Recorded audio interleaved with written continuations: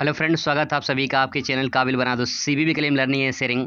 दोस्तों, आपको बताकर बहुत खुशी हो रही है कि यहाँ पे जो कुछ मैंने अपने क्लास में पढ़ाया था, यहाँ पे बहुत ही बेहतरीन तरीके से वो पेपर आपके एग्ज़ाम में क्वेश्चन आए हैं। तो यहाँ पे आपको मैं बहुत ही सटीक आंसर आपको बताने वाला हूँ। जो 28 मार्च का जो है आपका भूगोल का पेपर जो पेपर आपका हुआ है, उसका यहाँ पे बहुत ही बेहतरीन तरीके से आंसर की आपको बताने वाले हैं। तो यहाँ पे आप जो 28 मार्च का जो आपका पेपर हुआ था, सुबह के मॉर्निंग टाइम में, उसका जो है आंसर की एकदम सही सटीक जानकारी आपको मिलने वाली है। तो चलिए समझते हैं। यहाँ पे देख सकते हैं, ये है 28 मार्च का जो मॉर्निंग टाइम में पेपर हुआ था, यहाँ पे 2022 का आप देख सकते हैं। और ये है 2022 का भूगोल का जो पेपर आपका हुआ था मॉर्निंग टाइम पे। तो यहाँ पे प्रारूप उसका देख सकते हैं। चलिए आपको बताते हैं आंसर की। तो यहाँ पे देखिए, पहला क्वेश्चन आपके सामने बहुत ही कमाल का, बहुत ही खूबसूरत क्वेश्चन यहाँ पे पूछा गया है।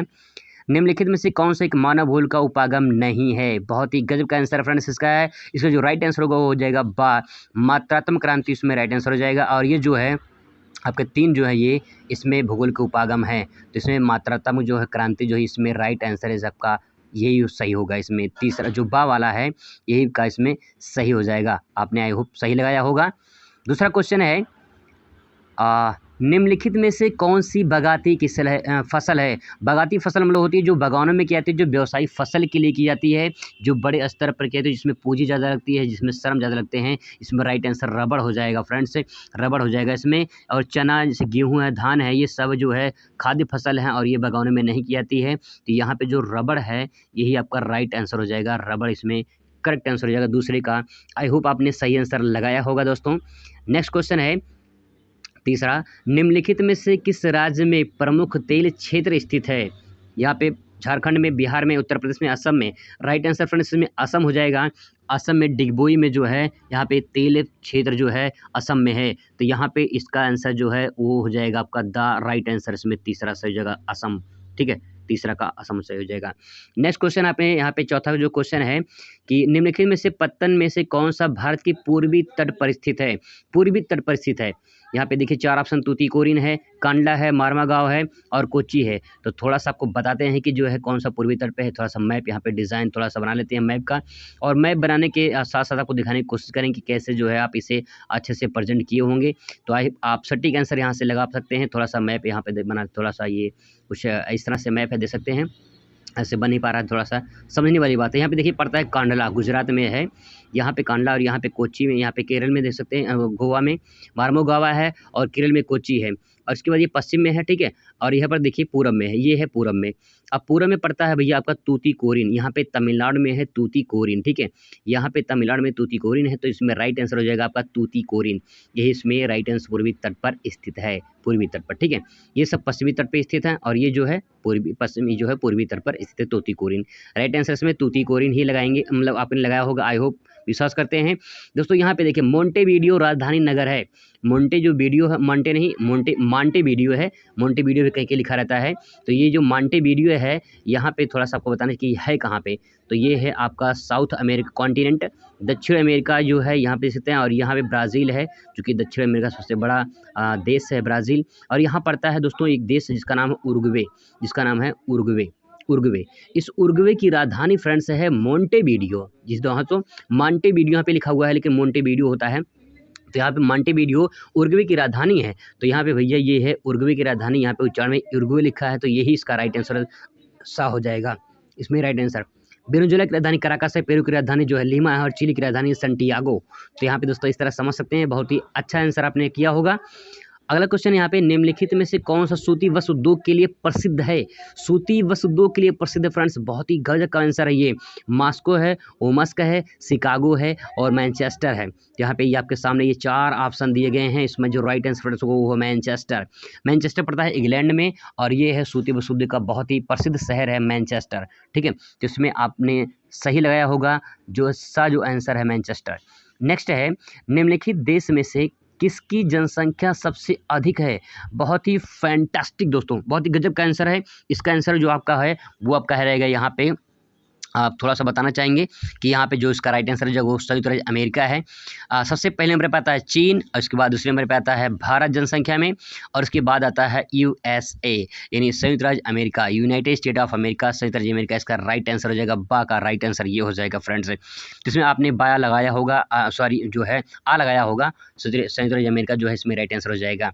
आपने सही आंसर लगाया होगा दोस्तों। अगर आपका कोई गलत आंसर होता तो आप जो दुखी नहीं होंगे, ठीक है। सड़क किनारे विकसित मानव बस्ती के प्रकार है। सड़क किनारे दोस्तों सड़क है, और सड़क किनारे बस्ती के प्रकार में कौन कौन इसमें कौन सा राइट आंसर हो जाएगा।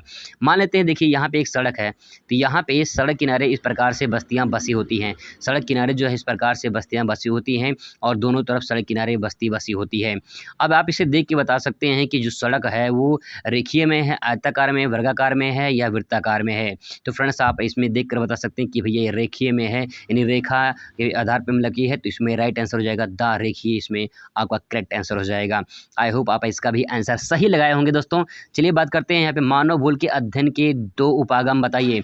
दोस्तों बहुत ही गजब का आंसर है, बहुत ही कमाल का आंसर है। इसका आंसर इसी में है दोस्तों, इसका आंसर इसी पेपर में ही है। चलिए बताते हैं आपको इसी पेपर में कहाँ पे है। आपने भी पढ़ा था बहुविकल्पीय क्वेश्चन में, आपको दिखाते हैं बहुविकल्पीय क्वेश्चन था, वहाँ पे आपको दिखाते हैं कैसे इसका जो सटीक आंसर आपको दिखाने की कोशिश करते हैं कि ये आंसर इसका देखिए यहाँ पे ध्यान से। पहला ही ऑप्शन क्वेश्चन पूछा था कि निम्नलिखित में मानव भूल के उपागम नहीं है, तो भैया मात्रात्मक क्रांति उपागम नहीं है, मतलब तो 3 तो ही हैं, तो भैया 3 आंसर तो आपको यहीं से मिल जाएगा। और पूछा कितना है, 2 ही तो पूछा है, 2 नंबर आपको आसानी से मिल जाता है। यहाँ अगर आप थोड़ा सा दिमाग लगाया होगा तो आपका आंसर इसी पेपर में ही था दोस्तों। अगर आपने इसका सही आंसर लगाया होगा तो आपका जो है यहाँ पे 2 नंबर यहाँ से, 1 नंबर यहाँ से, और 2 नंबर जो है आपका वहाँ से, यानी 2 नंबर आपका यहाँ से मिल जाएगा। तो आई होप आपने अच्छे से इसका आंसर भी किया होगा। बहुत ही कमाल का आंसर है फ्रेंड्स, आई होप आपने इसका आंसर किया होगा। नेक्स्ट क्वेश्चन बात करते हैं, और इसके क्वेश्चन में आते हैं यहाँ पे हम लोग। ये 2 नंबर आपको आसानी से हम मिल जाएगा, ठीक है। चलिए बात करते हैं अगले क्वेश्चन पे।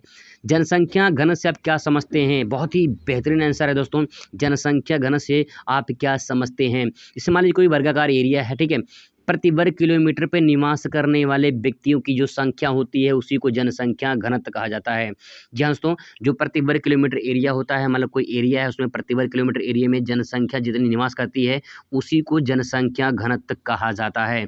तो आई होप हमने सही आंसर लगाया है। जनसंख्या घनत्व बराबर होता है जनसंख्या बटे क्षेत्रफल होता है। अगर आपने इसको सूत्र लिखा होगा तो आपको पूरा का पूरा 2 नंबर मिलेगा, कोई काट नहीं सकता है, तो गारंटी कोई काट नहीं सकता है। इसका आंसर यही आपका हो जाएगा। नेक्स्ट है लिंगानुपात। 2020 में भी क्वेश्चन पूछा गया था, लिंगानुपात सब क्या समझते हैं? 2020 का मॉडल पेपर उठा के देख लीजिए, वहाँ पे भी आंसर इसका पूछा गया था कि जो है लिंगानुपात से आप क्या समझते हैं। तो लिंगानुपात मतलब प्रति हज़ार पुरुषों पे जो महिलाओं की जो संख्या होती है उसी को लिंगानुपात कहा जाता है। प्रति हज़ार पुरुषों पे जो महिलाओं की संख्या होती है, महिलाओं की जो संख्या होती है उसी को लिंगानुपात कहा जाता है। बहुत ही बेहतरीन तरीके से इसका आंसर दे सकते हैं आप दोस्तों। अगला क्वेश्चन है बगाती कृषि के किन्हीं 2 विशेषताओं का उल्लेख कीजिए। देखिए बगाती कृषि पूछा है, इसका भी आंसर इसी पेपर में थोड़ा बहुत आपको मिल जाएगा दोस्तों। इसका जो बगाती कृषि है आपको इसकी आंसर थोड़ा बहुत आपको यहाँ से कुछ हिंट मिल जाएगा। यहाँ पे देखिए, यहाँ पे दूसरा क्वेश्चन जो पूछा था कि निम्नलिखित में से बगाती फसल है, तो बगाती फसल तो वही होती है जिसमें रबड़ है, जैसे रबड़ बगाती फसल है। तो रबड़ में क्या होता है, रबड़ जो व्यावसायिक स्तर पे किया जाता है, बड़े पैमाने पर किया जाता है, जिसमें पूंजी ज़्यादा लगती है, श्रम ज़्यादा लगता है, ठीक है। तो रबड़ जो होता है इसमें 2 ऑप्शन आप मिल सकते हैं कि रबड़ जो है एक व्यावसायिक फसल है। पहला पॉइंट लिखिए व्यावसायिक फसल है, बड़े पैमाने पर की जाती है। दूसरा पॉइंट लिख सकते हैं कि इसमें मजदूरी यानी श्रम की आवश्यकता ज़्यादा होती है, और जो है इसमें व्यवसाय के पर्पज से किया जाता है। 2 पॉइंट यहाँ से ले सकते हैं। तो यहाँ पे जो बगाती कृषि है कि 2 विशेषताएं आपको लिखना है, एक विशेषता के लिए 1 नंबर, दूसरी विशेषता के लिए 2 नंबर आपको मिलेगा। तो यहाँ पे लिख सकते हैं कि बगाती जो कृषि होती है उसमें श्रमिक ज़्यादा लगते हैं, उसमें पूंजी ज़्यादा लगती है, और ये व्यवसायिक पर्पज से किया जाता है। यहाँ से इसका भी आंसर आप आसानी से ले सकते हैं। अगला क्वेश्चन फ्रेंड्स, भारत में कोयला उत्पादक के 2 प्रमुख क्षेत्र बताइए। बहुत ही बेहतरीन क्वेश्चन फ्रेंड्स है कि भारत में कोयला उत्पादक के 2 प्रमुख क्षेत्र बताना है, और उसमें भारत में एक छत्तीसगढ़ है, झारखंड है, उड़ीसा है। आप इसे बेहतरीन तरीके से लिख सकते हैं। आई होप आप इस क्वेश्चन को समझ पा रहे होंगे फ्रेंड्स। नेक्स्ट दोस्तों अगला क्वेश्चन आपके सामने है कि प्राकृतिक पर्यावरण की व्याख्या कीजिए। दोस्तों प्राकृतिक पर्यावरण की व्याख्या का मतलब यहाँ पे क्वेश्चन पूछा है, अगर आपने किताब को सही से थोड़ा सा पढ़ा होगा तो यहाँ पे जो है वो नव निश्चयवाद को संकेत कर रहा है। जो निश्चयवाद है मतलब जिसमें प्राकृतिक शक्ति की प्रधानता होती है उसी को ये इंडिकेट कर रहा है। तो यहाँ पे आप सिंपल पॉइंट में कह सकते हैं कि ये जो है निश्चयवाद का ये परिभाषा है। ठीक है, अगर यहाँ पे निश्चयवाद की परिभाषा लिखते हैं तो ये भी आपका करेक्ट हो जाएगा, क्योंकि यहाँ पे प्राकृतिक पर्यावरण लिखा है और इसका मतलब ये है कि निश्चयवाद, ठीक है, मतलब कि जिसमें प्राकृतिक शक्तियों की प्रधानता होती है, जिसमें मानव कोई हस्तक्षेप नहीं होता है, उसे प्राकृतिक पर्यावरण कहा जाता है। इसी को निश्चयवाद भी कहा जाता है। तो ये आंसर बहुत ही कमाल का है, इसे आप आसानी से 2 नंबर मतलब अगर लिखे होंगे तो पा जाएंगे। अगला है सन्नगर को प्रभाषित कीजिए। सन्नगर को प्रभाषित कीजिए। यहाँ पे इसमें जो आंसर होगा, यहाँ पे आंसर मान लें कि यहाँ पे कोई ऐसा पहाड़ी बेल्ट है और यहाँ पे जो है कुछ बस्तियाँ बसी हुई है। ठीक है, यहाँ मान लें तो कुछ बस्तियाँ बसी हुई हैं और बस्ती के यहाँ पे कोई जो है एक फैक्ट्री लगी हुई है। ठीक है, तो यहाँ पे जो फैक्ट्री लगी हुई है इनके चारों तरफ जो यहाँ पे एक बस्ती बसी हुई है, इन बस्तियों के ही जो है इस फैक्ट्री पे आश्रित होते हैं। तो इसी को जो है सन नगर कहा जाता है। मतलब कि एक फैक्ट्री है और उसके चारों तरफ गांव बसे हुए हैं, जो ग्रामीण लोग बसे हुए हैं उनका एक रोजगार का साधन यहाँ बन जाता है, उसी को सन नगर कहा जाता है। ठीक है, तो अब आई होप समझ पा रहे होंगे। नेक्स्ट है यहाँ पे कमाल का आंसर ये क्वेश्चन फ्रेंड्स ये कि उद्योगों को स्थानीयकरण के 2 प्रमुख कारक बताइए। तो उद्योग का स्थानीयकरण लिखा हुआ है। अगर कोई उद्योग है उसका स्थानीयकरण क्यों होता है? क्योंकि वहाँ पे जो है अगर देखा जाए तो वहाँ पे कह सकते हैं कि वहाँ पे भूमि की उपलब्धता कम होगी, मतलब कि भूमि की उपलब्धता जो होगी वो नहीं होगी, यानी जो भूमि की उपलब्धता होती है वो नहीं होती है। ठीक है, वहाँ पे जो श्रम की आवश्यकता है वो पूर्ति नहीं हो पाती, वहाँ जल की जो है आपूर्ति होती है, इसीलिए जो है यहाँ पे स्थानांतरण होते हैं। तो यहाँ पे 2 पॉइंट लिख सकते हैं, उसके बारे में थोड़ा विस्तार से आपको लिख सकते हैं कि जो है यहाँ पे उद्योग के स्थानीयकरण में कि जल की उपलब्धता ना होना। ठीक है, ये कह सकते हैं श्रम की आवश्यकता पूरी ना होना या जल की आपूर्ति होना। तो वहाँ पे 2 पॉइंट इसके बारे में थोड़ा थोड़ा लिख देंगे तो आपको आसानी से जो है मिल गया होगा नंबर। ठीक है, नेक्स्ट अब यहाँ पे देखिए क्वेश्चन पूछा है कि लघु उत्तरीय में मानव भूल के अध्ययन के उद्देश्य को विवेचना कीजिए। तो आपको मानव भूल के अध्ययन के उद्देश्य को विवेचना करना है। इसमें आपको अगर पढ़ा होगा आपने अच्छे से लिखा होगा। यहाँ पे देखिए मानव विकास सूचकांक पूछा है। मानव विकास सूचकांक यानी HDI क्या होता है? Human development index. ठीक है, ह्यूमन डेवलपमेंट इंडेक्स, इसके बारे में आपको बताना है, पूरा लिखना है विषय, क्योंकि 4 नंबर पूछा भी है, कम से कम तो 1.5 पेज में तो लिखना ही पड़ेगा इसको। अब यहाँ पे पूछा है जनसंख्या घनत्व को वितरण को प्रभावित करने वाले कारक की विवेचना कीजिए। जनसंख्या घनत्व को क्यों प्रभावित होती है, इसको बारे में 4 नंबर का लिखना। कमाल का पॉइंट है, बहुत ही गजब का आंसर इसका मैंने बताया था अपने बच्चों को यहाँ पे स्कूल में। अब बात करते हैं थोड़ा सा आपको मैपिंग बताते हैं। यहाँ पे जो मैपिंग वाला पोर्ट है, क्योंकि ये जो क्वेश्चन है ये बहुत ही कमाल के आंसर इसके हैं, बहुत अच्छे तरीके से ले सकते हैं। अब बात करते हैं आपको थोड़ा सा मैपिंग वाला। जो मैपिंग में 10 नंबर का मैपिंग आता है उसको भी थोड़ा सा देख लेते हैं। यहाँ पे आते हैं, ठीक है, चलिए देखते हैं। देखिए यहाँ पे क्वेश्चन पूछा है फ्रेंड्स यहाँ पे कि क्षेत्रफल दृष्टि से सबसे बड़ा राज्य, ये तो बच्चों को पता होता है, राजस्थान है भैया। ठीक है, राजस्थान है। अब यहाँ पे देखिए आधा नंबर दिया है राजस्थान में सही मैं भरने का और सही लिखने का, है ना, सही से आंसर लिखने का और सही मैं भरने का। तो चलिए राजस्थान को दिखाते हैं। यहाँ पे देखिए भर सकते हैं आप। जैसे मान लो कि आपका राजस्थान एरिया जो है यहाँ पे थोड़ा देखेंगे तो आपका राजस्थान जो है कुछ इस प्रकार से। अब देखिए राजस्थान जो है ये राजस्थान है। ठीक है, ये आपका राजस्थान है, यहाँ भर दीजिए राजस्थान। आपका आधा नंबर इस पे मिल जाएगा। ठीक है, आपका जो आधा नंबर इस पे मिलेगा और आधा नंबर आपको कॉपी में भी लिखना है राजस्थान कहाँ पे है। तो यहाँ पे लिखे होंगे आपने लिखा होगा कि 25 का पहला क्या है? राजस्थान। ठीक है, राजस्थान भर दिए तो भैया राजस्थान आपका 1 नंबर पूरा आप जाके मिल जाएगा। इस तरह से आंसर देना था। अब यहाँ पे ये दूसरा है सबसे अधिक साक्षरता वाला राज्य, ये भी बहुत अच्छे से सबको पता होगा, केरल है। ठीक है, साक्षरता वाला राज्य केरल है। तो केरल कहाँ पे है? यहाँ पे देखिए आपका जो ये साउथ पार्ट है, तो यहाँ पे जो है आप देखेंगे तो यहाँ पे जो है ये पड़ता है आपका केरल, तो यहाँ पड़ता है ये केरल। ठीक है, इस तरह भर देंगे आप मैप में भी और लिख देंगे, कॉपी में ही लिखे होंगे। इसके बाद यहाँ पे पूछा है कि सबसे अधिक चावल कहाँ पे होता है? तो भैया वेस्ट बंगाल में होता है, ये भी आपको अच्छे से पता है। यहाँ पे देखिए अगर इसको पोर्शन को थोड़ा सा इस तरह दिखाते हैं तो यहाँ पे जो है ये देखिए यहाँ पे जो है वेस्ट बंगाल। ठीक है, ये जो है ये बांग्लादेश है और ये है वेस्ट बंगाल। ठीक है, तो यहाँ पे आप वेस्ट बंगाल इसको यहाँ पे ले देंगे। ठीक है, ये है ये। ठीक है, नेक्स्ट यहाँ पे अगला पॉइंट था। इसके बाद जो है तेलंगाना का एक 10 लाखीय नगर। तो आप यहाँ पे जो है इसकी राजधानी तेलंगाना की हैदराबाद जो है, आप इसको जो है हैदराबाद यहाँ पे लिख सकते हैं, ठीक है, हैदराबाद। आंध्र प्रदेश का एक पत्तन लिखिए, आंध्र प्रदेश के पत्तन बताना है आपको, ठीक है। तो यहाँ पे देखिए ये भैया आंध्र प्रदेश है, और यहाँ पे इसके बाद यहाँ तमिलनाडु, इसके बाद यहाँ पे आंध्र प्रदेश, तो यहाँ पड़ता है आपका विशाखापट्टनम, ठीक है, यहाँ पड़ता है आपका विशाखापट्टनम।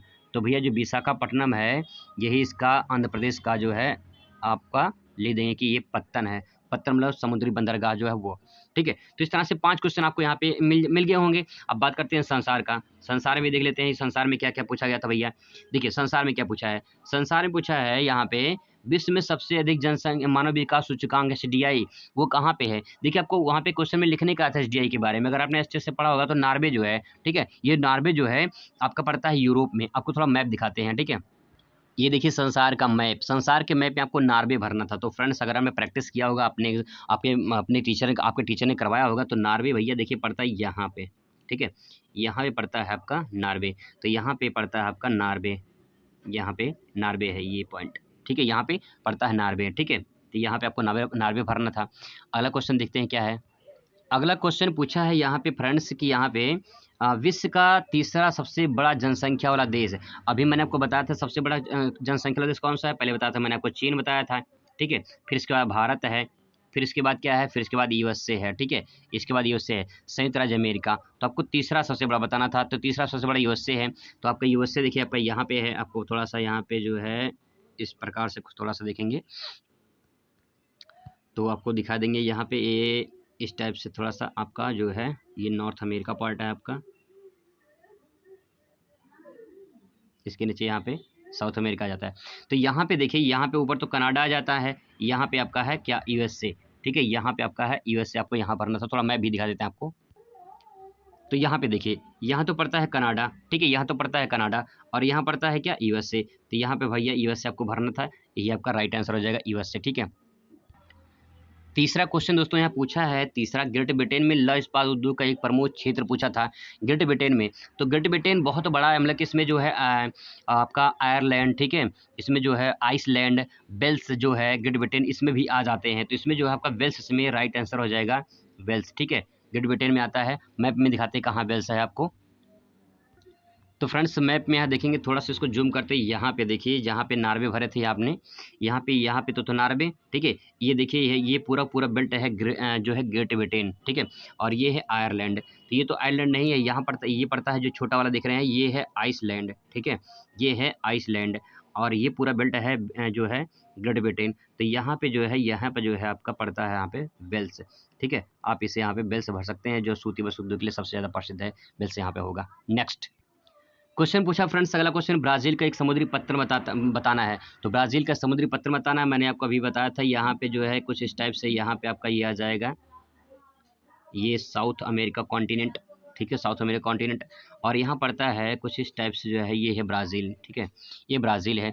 और यहाँ पड़ता है आपका फ्रेंड्स, यहाँ पे पड़ता है ब्राज़ील का एक बहुत ही खूबसूरत शहर है रियो डी जेनेरो, ठीक है, रियो डी जेनेरो। तो ये है दोस्तों रियो डी जेनेरो, ये इसका बंदरगाह आप यहाँ पे भर सकते हैं, ब्राज़ील का एक समुद्री बंदरगाह हो जाएगा, ठीक है। नेक्स्ट है कनाडा की राजधानी। कनाडा की राजधानी, तो भैया यहाँ पे देखिए कनाडा लिखा है, मैंने आपको बच्चों को बहुत ही बेहतरीन तरीके से याद करवाया था।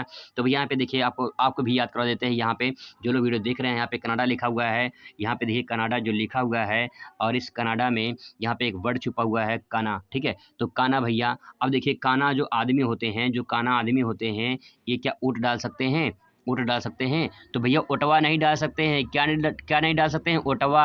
तो भैया ये है ओटावा, ठीक है। अब इसकी राजधानी क्या है, ओटावा, इसकी राजधानी क्या है, ओटावा, कनाडा की राजधानी क्या है, ओटावा। तो फ्रेंड्स इस तरह से आप आसानी से याद कर सकते हैं, समझ सकते हैं, और आई होप आप अच्छे से पढ़ने को प्रेजेंट किए होंगे। तो इस तरह से मैंने आपको बहुविकल्पीय, मैपिंग और अति लघु क्वेश्चन आपको बता दिए हैं।